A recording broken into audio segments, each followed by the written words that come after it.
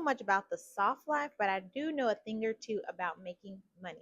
And it's not going to be anything digital. Not to say anything digital because it's really hard to say that these days because you can make every single thing digital, but you know what I mean. Not heavily digital, and you don't need to pull out a resume unless you want to. But oh my gosh. So I used to live at the payday loan store. Cringe. Just a couple of seconds to cringe. And I desperately wanted out of that. And once I learned these things, I went from not having enough money to being able to loan money to a really close friend. That felt so rewarding. And it also just felt like a tap on the shoulder from the universe. Like, girl, you did it. You broke like level 6. You know what I mean? Like, keep going. And so honestly, let's just talk about the few things that if you're on your way to like, let's talk about it. One of the first things that I had to do was pay attention to that feeling that I got because I was raised by a single mom and there was so much going on. If anyone's been raised by a single parent at any point in time in their life, even if it's just for a brief period, there's so much going on that there's not a lot of time and attention able to be paid to those fine little details like, hey, we're going to sit down today and talk about money and budgeting. I just didn't get that lesson, and that's okay. Love you, mom.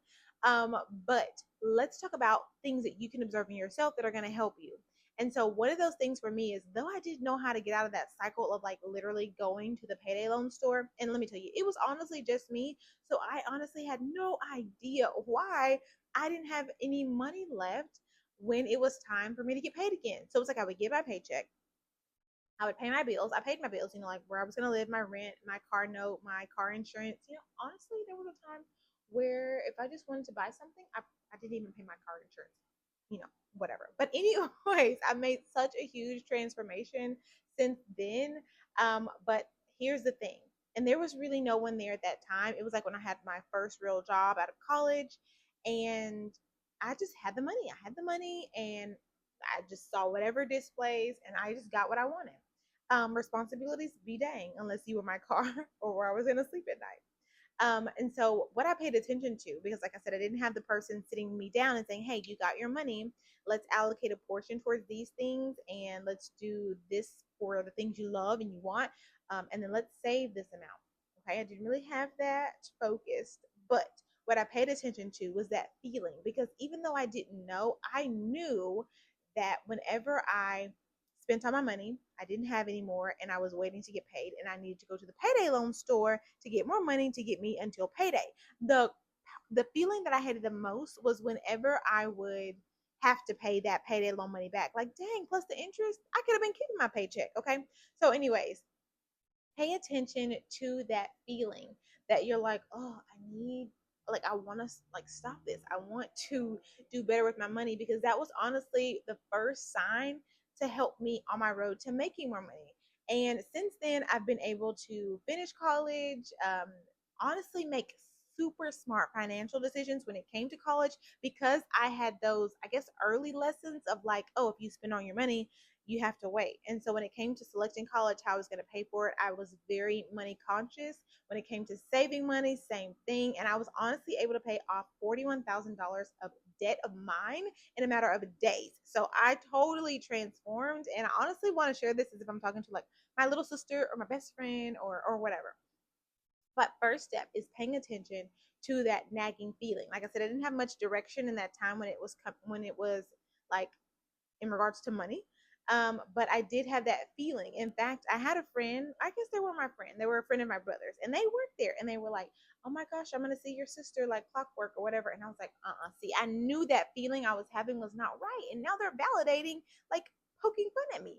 So I checked it really quickly. What I did was along with recognize I didn't like that feeling because your emotions, if you feel sad, mad, or happy, don't shy away from those. Don't be like, oh man, I'm mad. Oh man, I'm sad. You need to say, this feeling is coming because I need to do something about what's on the other side of that emotion. Okay, so that was step one. Step two is like, I was like, okay, I'm just going to go without. And I didn't honestly have to go without much, but I had to go without those things that I wanted, that all the time shopping at Victoria's Secret or always eating whatever I wanted. Splurging, and honestly I would get my paycheck and I would literally just live in Walmart. I would rack up like $300-400 in there and it was just me. I had a very tiny dog. He wasn't even 10 pounds. I had no kids and wasn't even married yet. just to give you some context on just how outrageous my spending was. Something else that I did to help me with my money mindset is I started to get goals. I started to dream bigger. I started to want more. And like I said, I did end up putting myself through college, basically like having to pay for my car and where I would live and financing my way through school and all of that, and still working. I ended up working 2 jobs while I was putting myself through nursing school, but whatever. Um, those desires to like go to nursing school, and like I would need books and I would need my uniform, all those things helped me. Having goals, bigger goals than the little things I was going to spend when I got my paycheck, helped me to pay attention to my money. I started to want more. That required me to be more money conscious. And honestly, not to say those were the good old days, but those were also the times when it was like so prevalent between me and my friends to say YOLO and get whatever we wanted. But looking back, I really wish I had saved a lot of that money. My savings could have been a lot bigger and I could have done so much more with the money that I had. But I think you live and you learn. And honestly, those hard lessons or those like subtle regrets, because I try not to have any regrets because it is what it is. Like you knew what you knew at the time, and then if you had known differently, you would have done differently. But with that being said, those things help shape who you are. So no matter whatever your financial situation looks like, I am so proud of you for taking initiative and having the goals and dreams, paying attention to your feelings. If no one else is telling you, good job for paying attention to your feelings, good job for setting goals, and good job for going without.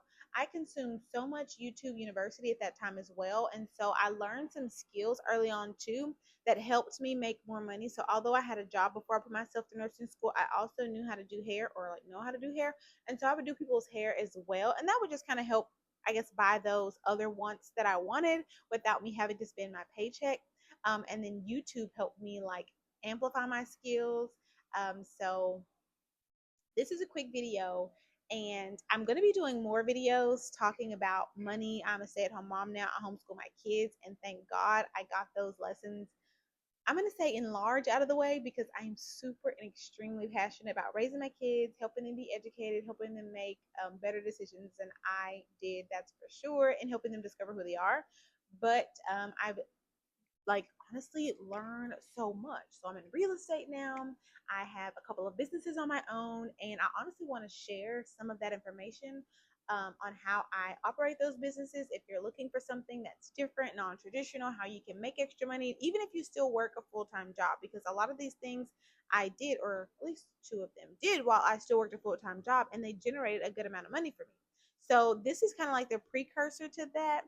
And yeah, just don't forget to like, comment, and subscribe. I'll see you in my next video. Oh, by the way, I've got a website, notanotherperfectmom.com, where I have a free guide. I'm going to be posting a free mini course in there.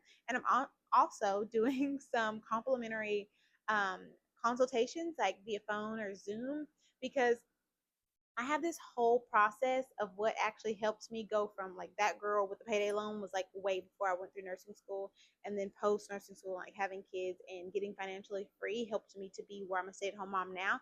So I've got a guide. So if that's you and you're interested in leveling up to your best self, and you're doing this soft girl-esque lifestyle, like not to say soft girl is not like a totally real thing, because I do get it, like a softer mindset, a happier mindset, and like planting flowers. It's like soft girl for me, and like having my little studio. But anyways, I feel like there's still some hustle with like a true soft girl. So anyways, if that's you, I'm so glad you're here. Don't forget to like, comment, and subscribe, and I will see you real soon in the next video. Bye.